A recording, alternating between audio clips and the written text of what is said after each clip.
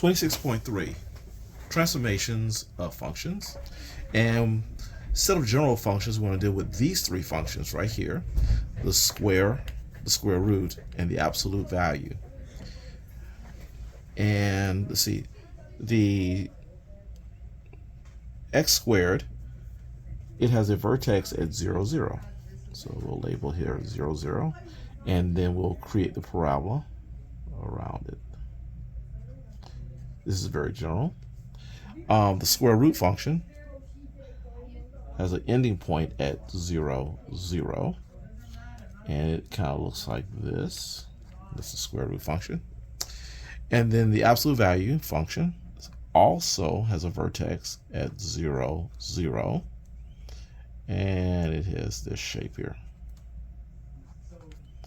Okay,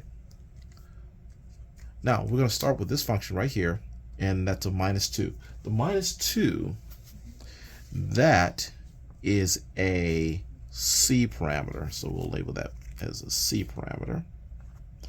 Okay, and negative C parameters move you to the right. So this point right here, which was 0, 0, will now move to the right 2 times. So 1, 2.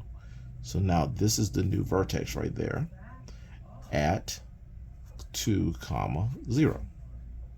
Okay, and then we draw the same shape here. There. Okay. That's a bad drawing.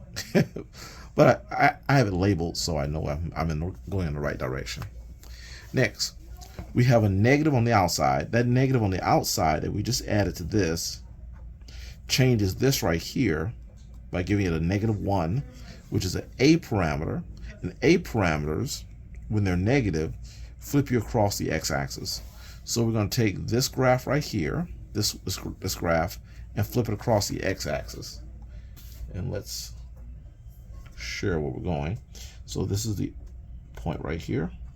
That's your 2, 0. And your x-axis is right here. So we got a pencil. Got a pencil. So we're going to take this old function right here. I'll kind of make a ghost function of that. There's the ghost function. Okay, it'll take this old ghost function and flip it across the x-axis, and now the function will look like this. It'll still have the 2, 0 vertex, but now it'll be down here. Okay, so that's the ghost function there. I don't even know if you can see this on camera. Okay, that's the old one. All right, lastly, let's see, let's label that parameter 2. So we got a C parameter here, but this is now an A parameter. So we have a C and an A. So first we put the C parameter, then we put the A parameter. Okay, let's put a -1 here. This is still the C parameter. This is the A parameter, and now we'll introduce a D parameter. So D parameters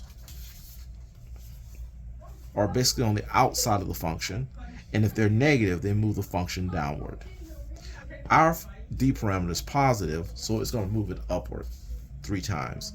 So currently I'm here at a vertex of 2, 0, but if I move that up 3 times, 1, 2, 3, this is my new vertex, which is now x is 1, y is 3.